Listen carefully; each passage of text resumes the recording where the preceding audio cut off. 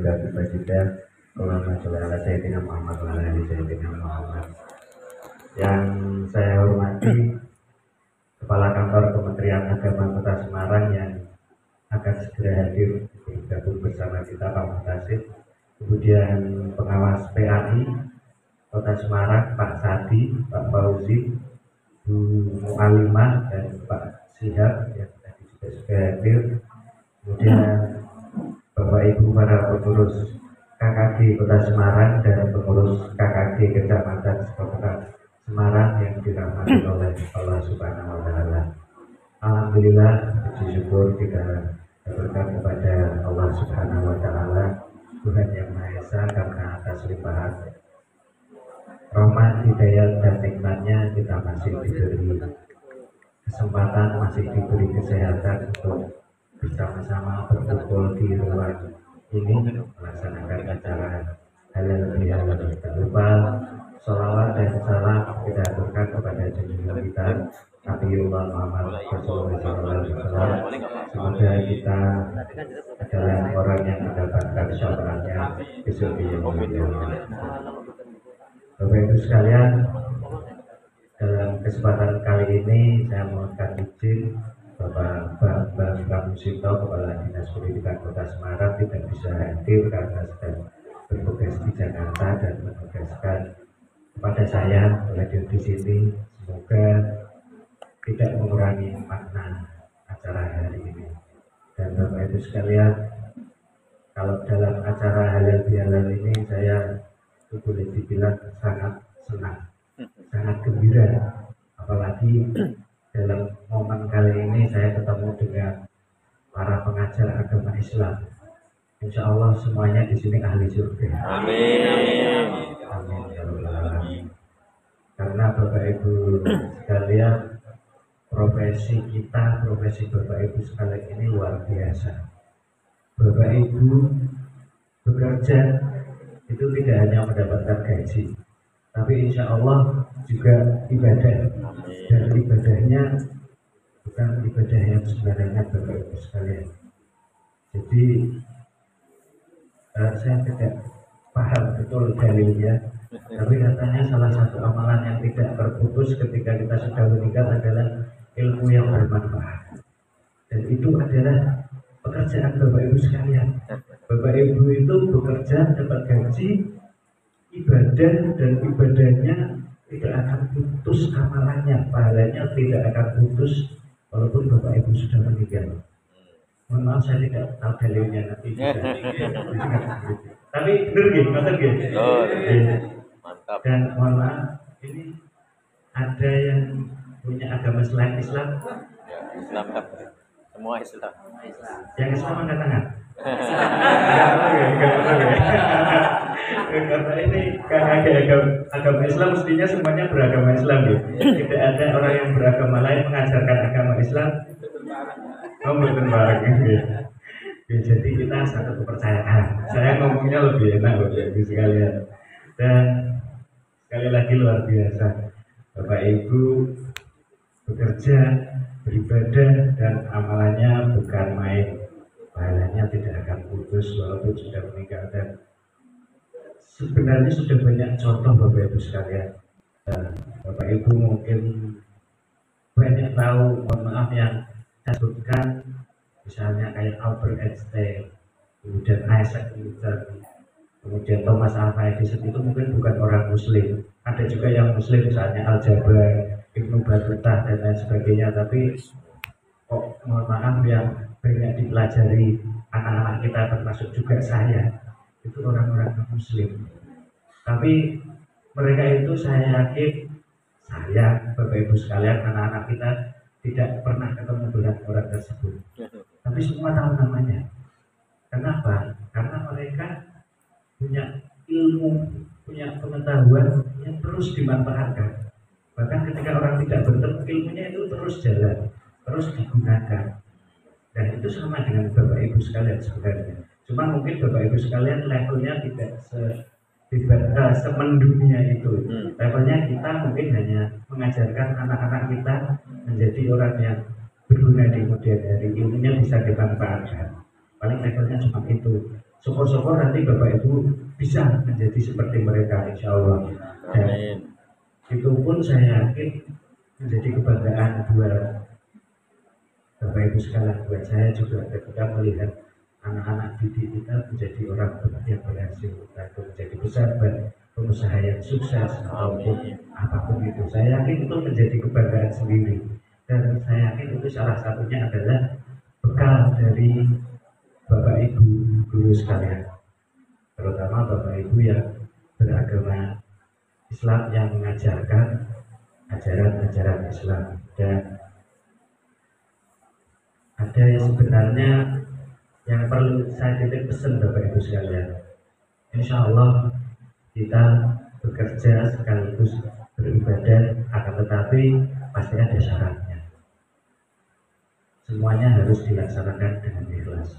Mohon maaf kalau yang pernah dengar saya bicara seperti ini, karena tiap hari biasa di Korsabel saya juga ngomongnya tidak jauh-jauh beda seperti ini. Jadi ini berulang-ulang saya sampaikan untuk mengingatkan Bapak Ibu sekalian, juga mengingatkan saya pribadi, kita bekerja harus ikhlas. Karena dengan ikhlas itu insya Allah yang tadi saya sampaikan, bekerja sambil ibadah itu bisa terwujud. Lain ceritanya mungkin Bapak Ibu bekerja sambil diembel-embeli, mohon maaf, bukan ada beberapa laporan yang masuk ke saya itu Bapak Ibu guru ataupun kepala sekolah ataupun tenaga kependidikan menjual buku, menjual LKS. Kemudian ada lagi yang minta siswinya ikut les, lesnya harus bayar. Yang ikut les nanti nilainya akan lebih baik daripada yang tidak ikut les. Kira-kira benar nggak fenomena itu? Ya, nggak tahu lah. Yang jelas saya harapkan yang di sini tidak ada yang seperti itu. Biarlah, jangan biarlah ya. Dan saya harapkan ini juga bisa jadi refleksi kita sekalian, Bapak Ibu sekalian. Kalau sudah seperti itu, saya yakin bahwa itu nilai ikhlasnya sudah hilang. Itu sudah tidak ikhlas lagi. Dan kalau sudah ikhlas lagi, mungkin yang tadi saya sampaikan, bekerja sambil ibadah itu tidak terwujud. Karena nilai ikhlasnya sudah hilang. Ya akhirnya hanya bekerja saja dapat uang. Mungkin uang secara nominal lebih banyak, tapi kalau dalam Islam kan itu berkah apa tidak ya? Nah itu kalau sudah tidak berkah, biasanya kalau dalam kepercayaan saya sih, kalau sudah tidak berkah itu nanti ya hasilnya tidak baik. Mungkin uang yang kita terima banyak, akan tetapi bisa jadi pengeluarannya juga lebih banyak lagi. Atau mungkin itu efeknya, mohon maaf, bikin keluarga kita tidak harmonis, bikin anak-anak kita nakal, ataupun yang lain sebagainya. Dan saya yakin Bapak Ibu juga sependapat dengan saya, atau mungkin ada yang beda-beda. Gak ada nih. Kita satu pendapat nih.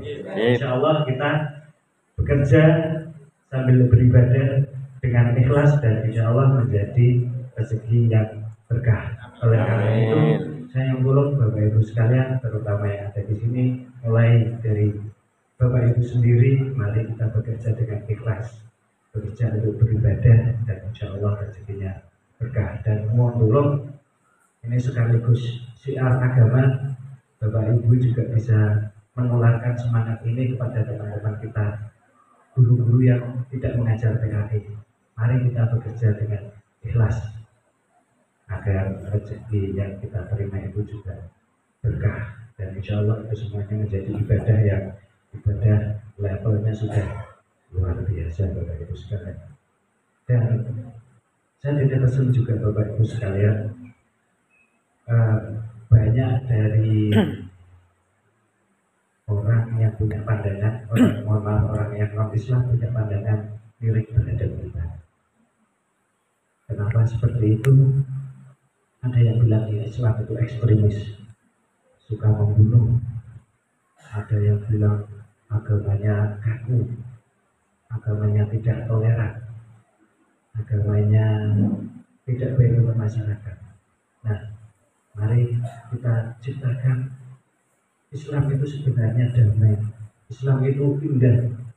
Bahkan di zaman Rasulullah ketika umat Islam menguasai di daerah Mekah, umat-umat yang lain itu bisa hidup damai tanpa ada gangguan. Mari kita wujudkan itu. Kita wujudkan bahwa Islam itu indah. Salah satunya adalah momennya seperti ini, Bapak Ibu sekalian. Apakah ada agama lain yang mengajarkan tradisi halal bihalal?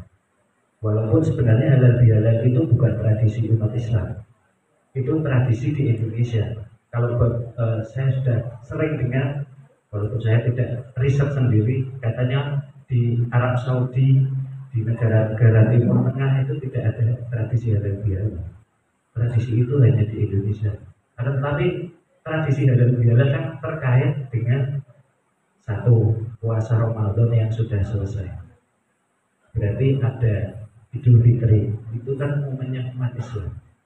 Nah, di situ kita bisa tunjukkan ini loh momennya umat Islam. Kita bisa halal bihalal.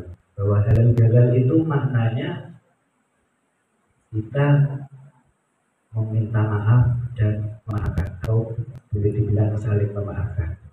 Yang merasa salah minta maaf, yang tidak salah pun minta maaf, dan yang dimintai maaf juga memberikan maaf. Kira-kira memberi maaf dan meminta maaf itu sesuatu hal yang mudah atau tidak, itu tergantung Bapak Ibu sekalian, karena diperlukan kerelaan, diperlukan kebesaran hati untuk bisa minta maaf dan memberikan maaf. Saya yakin Bapak Ibu pernah dengar atau mungkin justru mengalami sendiri, keluarga itu pecah jadi musuh karena tidak saling memaafkan. Mungkin awalnya masalah sengketa warisan, anaknya berkelahi, dan mungkin masalah-masalah lain. Tetapi itu sebenarnya bisa selesai ketika ada yang minta maaf dan memaafkan, atau saling memaafkan. Tapi kan banyak yang tidak seperti itu, dan akhirnya yang semula keluarga menjadi musuh. Oleh karena itu bisa jadi refleksi bagi kita semua, Bapak Ibu sekalian.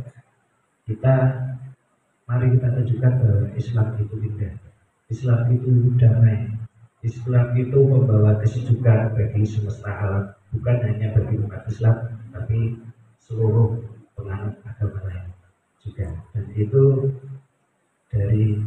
mulai dari Bapak Ibu sendiri. Dan Bapak Ibu sekalian, ini kembali ke tadi yang masalah ikhlas, Bapak Ibu sekalian.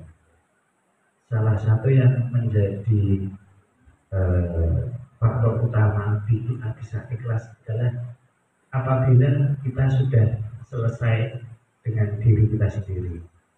Kita sudah tidak memikirkan aku oleh apa, aku garap ini, saya mendapatkan apa ketika saya bekerja dengan ini. Bukan seperti itu.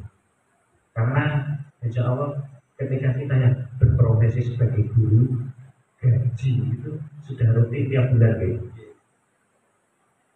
Dan ini mohon maaf, ada yang dari kelas swasta? Oke. Ada. Angkat tangan boleh? Yang dari sekolah swasta aja, ada silakan. Kalau gajinya gimana Bu? Tiap bulan lancar enggak? Alhamdulillah. Lancar gitu. Tidak perlu neko-neko, dengan asalkan tiap jam mengajar datang. Tidak perlu misalnya apa ya, kalau orang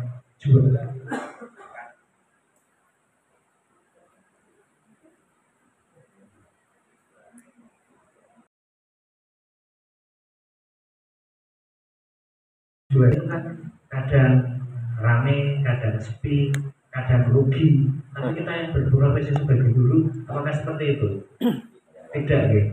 Tiap hari gajinya tiap bulan gajinya sudah pasti ada, dan hitungannya pun jelas, gitu. Apakah ada yang gajinya itu turun dari satu bulan ke bulan berikutnya? Ada yang turun? Silakan angkat tangan kalau ada yang turun. Ada? Nggak ada, gitu.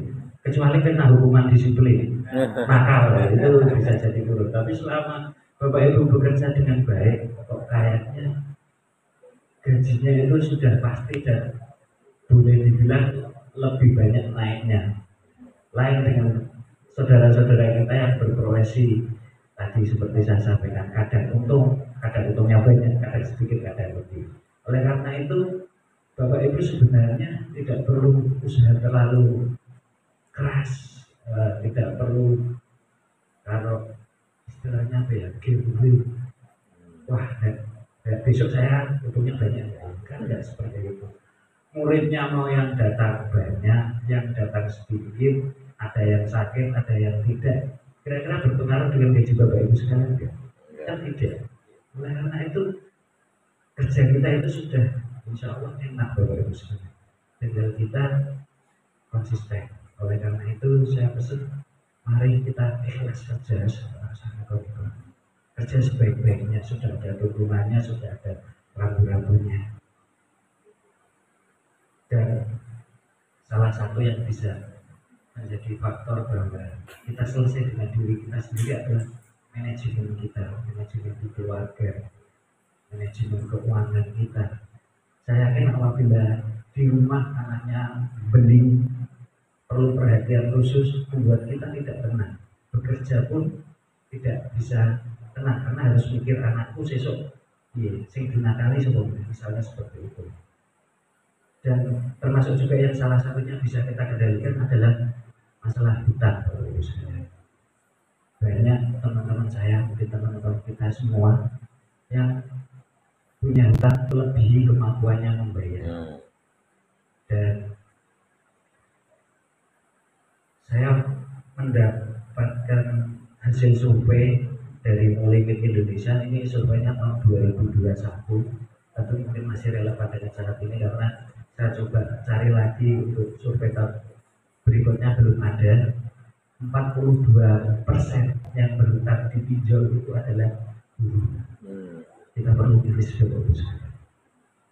Kenapa perlu miris? Pinjol itu bunganya luar biasa besarnya. Kalau dulu ada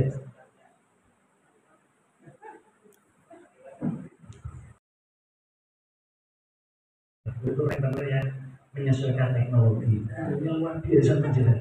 Bahkan mungkin pokok yang kita pinjam, katakanlah kita pinjam 10 juta, bunganya bisa lebih dari 20 juta, bisa jadi. Dan oleh karena itu saya tidak pesan Bapak Ibu sekalian, hati-hati dengan hutang. Diperuntukkan benar-benar hutang itu hanya sekedar memenuhi keinginan atau benar-benar kita memang butuh. Karena keinginan dan kebutuhan itu beda-beda tipis. Misalnya katakanlah, kalau saya, ini mohon maaf saya contohkan saya sendiri, saya itu pergi sendiri kemana-mana, naik sepeda motor, kehujanan, kepanasan itu tidak masalah. Jadi saya tidak perlu membeli mobil. Tapi ketika teman-teman saya semuanya punya mobil, saya punya motor, nanti kan bisa jadi keinginan, wah temanku kok punya mobil, aku sendiri punya mobil, akhirnya pengen beli mobil. Padahal sebenarnya nggak butuh, karena kalau sendiri, kalau saya sih hujan ya pakai jas hujan, nah langsung yo lanjut saja pakai jaket mobil biar hitam. Tapi ketika teman-temannya punya mobil semua, itu bisa jadi keinginan menjadi kebutuhan. Kok tidak dinyak kancamu, misalnya seperti itu. Nah, mungkin yang seperti itu perlu kita perhitungkan. Mungkin satu contoh lain lagi, saya itu mohon maaf ya kalau ada yang punya, tapi saya agak heran dengan orang yang punya mobil-mobil sport kayak Pajero, kayak Fortuner, tapi selalu memakainya di jalan aspal yang mulus. Dan ngapain itu mobil speknya buat off-road? Kalau memang pakainya di jalan yang lurus, Innova itu sudah enak banget.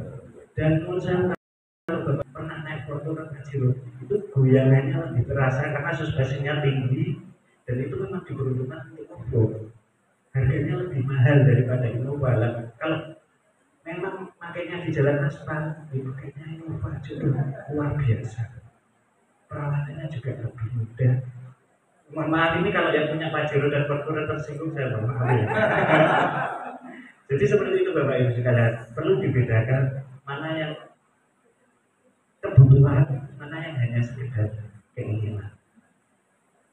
Dan perlu juga diperhitungkan kemampuan membayar tiap bulannya berapa. Karena saya yakin Bapak Ibu sekalian yang sudah punya keluarga harus ngitung anaknya makannya berapa, kita makan berapa, kemudian biaya sekolah, biaya untuk transportasi, itu jangan sampai gaji kita habis semua untuk bayar utang. Itu dulu operasional yang wajib keluar berapa, syukur-syukur masih bisa, baru setelah itu baru untuk membayar utang. Dan makanya ketika Bapak Ibu utang di bank yang konvensional itu ada syaratnya, tidak boleh 100% gajinya habis, ada kisaran berapa persen, karena Bapak Ibu tiap bulan harus mengeluarkan biaya operasional. Dan sekali lagi, kalau untuk kebutuhan kita sehari-hari saja dan ditambah utang masih gajinya tidak cukup, nah itu yang berpotensi kita tidak bisa bekerja secara ikhlas. Oleh karena itu manajemen keuangan juga perlu agar kita bisa bekerja secara ikhlas. Jadi menurut di sini Bapak Ibu semua, saya yakin kalau ngomong dalil-dalil saya kalah, karena Bapak Ibu mestinya sudah belajar mengenai Al-Quran, hadis itu sudah sejak lama. Tapi mari kita sama-sama menerapkan apa yang sudah kita pelajari di kehidupan sehari-hari, kita bisa konsisten. Dan saya juga titip pesan ini, salah satunya saya tidak tahu ini yang benar Al-Quran atau hadis yang dalil mengenai an-nadhafatu minal iman. Itu hadis ya, tapi itu sahih ya. Sahih, dan bahkan di fikih itu kayaknya ada pelajaran toharoh, pelajaran mengenai kebersihan, mengenai bersuci. Dan itu mohon maaf, sebenarnya kita itu Islam banyak yang ilmunya, banyak yang kita pelajari, tapi banyak yang tidak konsisten. Makanya kita perlu konsisten Bapak Ibu sekalian. Saya titip pesan untuk kita selalu konsisten di berbagai ajaran agama yang sudah kita pelajari. Salah satunya an-nadhafatu minal iman. Mungkin Bapak Ibu di sekolahnya masing-masing bisa ngecek. Salah satu yang paling mudah itu untuk kebersihan itu di kamar mandi Bapak Ibu. Karena itu biasanya ruangan yang paling belakang, jarang diperhatikan. Tapi kalau kita butuh itu harus ada. Bayangkan Bapak Ibu harus menahan buang air selama, kalau kalau selama setengah jam mungkin masih bisa. Tapi kalau selama 1 jam 2 jam itu bisa bikin sakit Bapak Ibu sekalian. Nah, ketika kita harus buang air kan harus ke toilet. Diperhatikan kebersihannya seperti apa Bapak Ibu sekalian. Saya kok agak pesimis ya kalau kamar mandi di sekolah-sekolah itu mungkin bersih, tapi coba Bapak Ibu cek baunya seperti apa. Mungkin kalau kamar mandi kepala sekolah bersih, iya. Guru ada yang bersih, ada yang tidak. Yang kamar mandi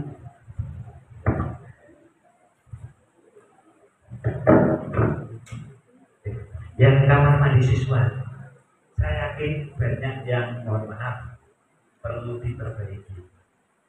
Saya sih pengennya kamar mandi itu semuanya bisa kayak di mall, kayak di hotel, bisa bersih, bisa kicau. Dan sebenarnya Bapak Ibu kalau ada yang beralasan tenaga kebersihannya terbatas, jangan hanya mengandalkan tenaga kebersihan. Bisa jadi anak-anak itu diberdayakan juga, tidak ada salahnya Bapak Ibu sekalian. Mungkin Bapak Ibu kalau melihat tradisi belajar di negara lain, katakanlah di Cina atau di Jepang, saya yakin banyak videonya. Anak-anak itu diminta membersihkan ruang kelasnya sendiri, diminta membersihkan toiletnya sendiri, tempat makannya sendiri. Kenapa itu tidak dilakukan kita? Jangan beralasan tenaga kebersihannya sedikit, tidak mampu memenuhi semua. Mari kita budayakan anak-anak kita. Dan ini salah satu konsistensi kita dalam belajar agama Islam. Dan saya yakin itu tidak perlu dari guru olahraga yang takut kesehatan. Bapak Ibu sekalian yang bertanggung jawab di agama Islam, saya yakin juga bisa. Bisa, insya Allah bisa. Mari, ya saya berat sih, karena saya beberapa kali mendengar kalau anak-anak diminta membersihkan nanti yang protes orang tuanya. Dan sebenarnya kalau kalau orang tua kita kasih pengertian, saya yakin juga logis gak sih anak-anak kita diajarkan kebersihan, anak-anak kita diajarkan tanggung jawab sejak dini. Logis kan anak-anak diajarkan tanggung jawab. Dan bahkan sebenarnya ada konsep begini, anak-anak ketika TK itu tidak boleh diajarkan berhitung dan menulis. Benar kan? Sekarang masih berlaku itu, bahwa dan kenapa itu tidak diajarkan, padahal katanya anak-anak usia 3-6 tahun itu adalah golden age, perkembangan otak mereka luar biasa dan itu menjadi potensi mereka ke depan. Karena berhitung dan menulis itu sifatnya kognitif. Di usia-usia seperti itu anak-anak mestinya diajarkan mengenai karakter, mengenai tanggung jawab, mengenai perilaku. Dan itu sebaiknya yang diajarkan kepada anak-anak kita, salah satunya adalah tanggung jawab. Mari, dan mungkin sebenarnya tidak telat juga ketika anak-anak kita sudah masuk SD kita ajarkan tanggung jawab. Karena menurut Imam Nawawi kalau tidak salah, adab itu sebelum ilmu. Jadi sebelum kita diberikan pelajaran-pelajaran kognitif, pelajaran-pelajaran yang memicu kecerdasan, ajarkanlah adab, sopan santun, dan itu insya Allah akan menjadi bekal yang bagus untuk anak-anak kita. Dan Bapak Ibu sekalian, usaha kita insya Allah itu meskipun tidak mudah, meskipun berat, tapi semuanya bisa, asalkan kita punya niat, punya usaha, dan yang terpenting lagi adalah kita semuanya bisa ikhlas. Dan pada kesempatan kali ini, mohon maaf saya tadi lupa menyampaikan, saya menyampaikan selamat Hari Raya Idul Fitri, mohon maaf lahir dan batin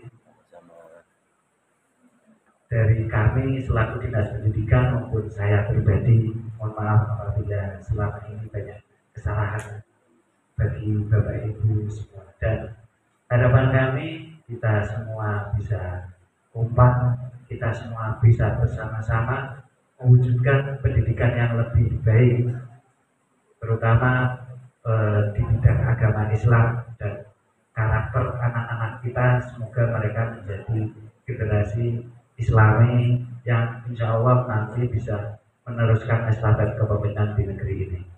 Amin. Terima kasih, dan semoga usaha kita bersama mendapatkan ridho dari Allah Subhanahu wa Ta'ala yang memperoleh hasil yang maksimal. Terima kasih. Assalamualaikum warahmatullahi wabarakatuh. Waalaikumsalam.